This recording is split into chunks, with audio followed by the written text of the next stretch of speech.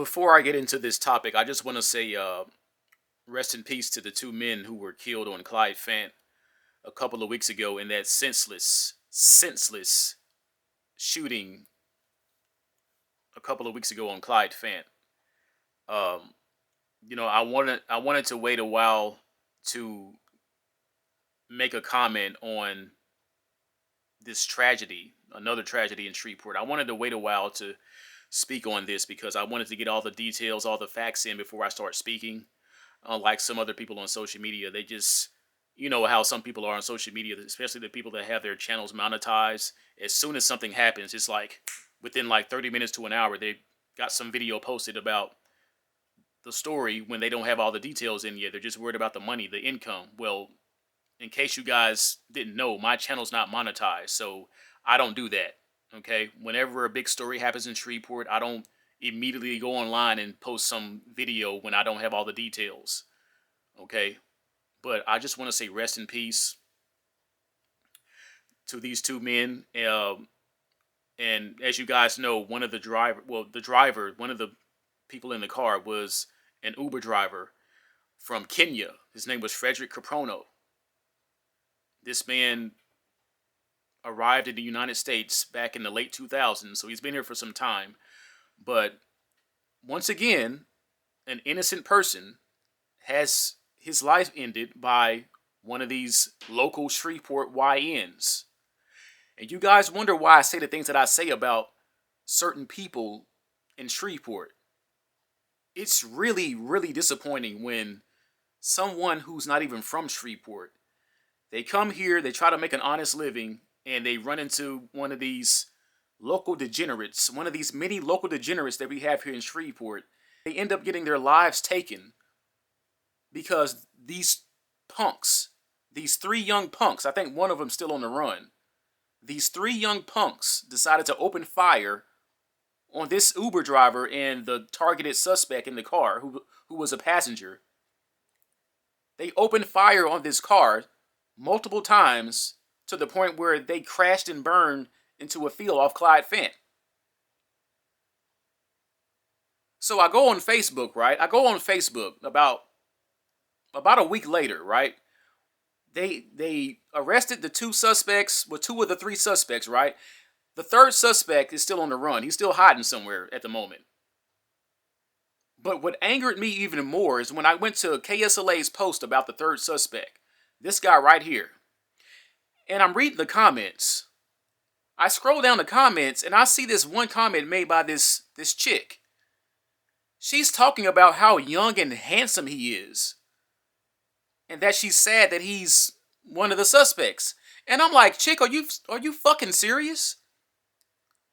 This degenerate, let's just call him that. This misfit, this degenerate took an innocent man's life, an Uber driver who had nothing to do with his beef with the passenger. He takes this man's life.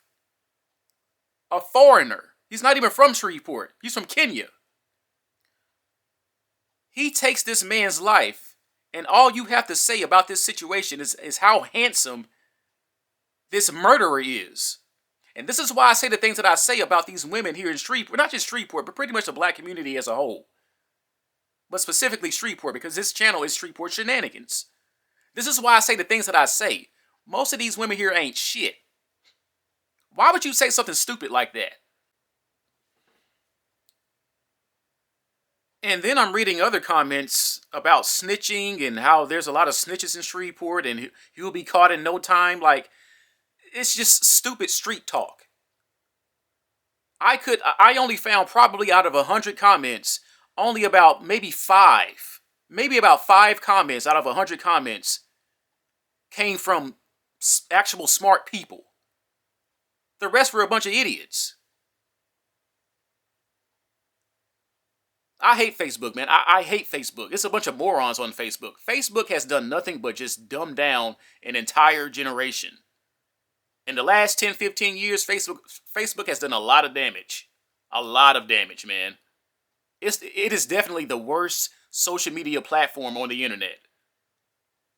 That's why when I started Shreveport Shenanigans, I made sure not to do anything to have any kind of business with Facebook. That's why I'm on YouTube. YouTube is not all that great either, but it's way better than Facebook. With the censorship and the indoctrination, the leftist propaganda. No, miss me with all that. I'm going to YouTube. And I'm more into like the video stuff. I'm a video guy. I'm a content creator. So that's why I'm on YouTube and not Facebook. Matter of fact, about 5 years ago, I had Wade from Love Shreveport Bossier. He reached out to me about 4 years ago. About 4 or 5 years ago, he reached out to me when I first started this channel. He wanted me to no. At the time, when I was posting all those commercial compilations, he offered me a deal. He wanted me to he wanted access to those videos. He wanted to share my content on his Facebook page. And he said, in return, I'll let you have some of my followers or something like that. And I was like, no, because even back then, I knew at the time that most of his followers are like, liberal, leftist people, the type of people that I don't like, right? So I was like, nah, bro, I don't want that, because I'm going to be saying a lot of stuff that's probably going to piss off a lot of your followers, right? And I don't want that, okay? I want to stay low key. I want to have the opportunity to say what I want to say without getting, harassed and just, people leaving crazy comments and sending me hate mail all the time. So I was like, no, bro, I'll just keep posting my stuff and stay low key and let everybody find out about me and my channel by word of mouth. I don't want exposure like that. Okay? And I've been checking in with KSLA these last few days for updates on Mr. Kiprono, the Uber driver from Kenya. I've been checking in on his story for the last couple of days, and last I checked, his body is in Washington, D.C., waiting to be flown back to Kenya, his homeland, for burial. And that story aired about 4 days ago. I think it was Tuesday or Wednesday when that story aired. And at the time, the amount raised for his GoFundMe was at 15,000 something. Okay, as of today, Sunday, November 30th, the amount raised for his flight back to Kenya is now at 15.7, because I just donated $200. I donated $200 to his GoFundMe, and to my surprise, the goal, which is 22,000, has not been raised yet. So you mean to tell me that all these black people who claim to have all this money, right? Y'all always on Instagram and Facebook flossing and flexing, but when it comes time to actually show what you have by helping this man who's not even from Shreveport, I don't think y'all understand. This is not a good look for Shreveport at all. Not a good look for Shreveport. Okay? Why is it that I'm looking at the people who donated so far, right? Why is it that the people who donated so far, most of them are not even black? How is that so? Most of the people who's donated to his GoFundMe so far, they're not even black. So I'm looking at Mr. Kiprono's family pictures, and I see a lot of pride. I saw a lot of love. And I saw patriarchy in those photos. Something that you don't normally see when you see pictures of so-called black families here in the United States. Love, pride, patriarchy, legacy, heritage. Something that black culture in the United States doesn't seem to value nowadays. And the fact that most of the people who's donated to his GoFundMe so far are not even black, that tells me everything that I need to know about the state of black culture today in America. That a lot of y'all just ain't shit. A lot of y'all ain't shit. I made my donation. Where's y'all's donation at?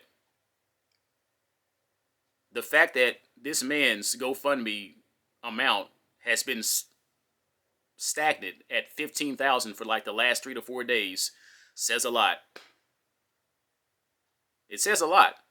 Had this man been of any other race, oh, that GoFundMe goal would have been doubled, tripled by now.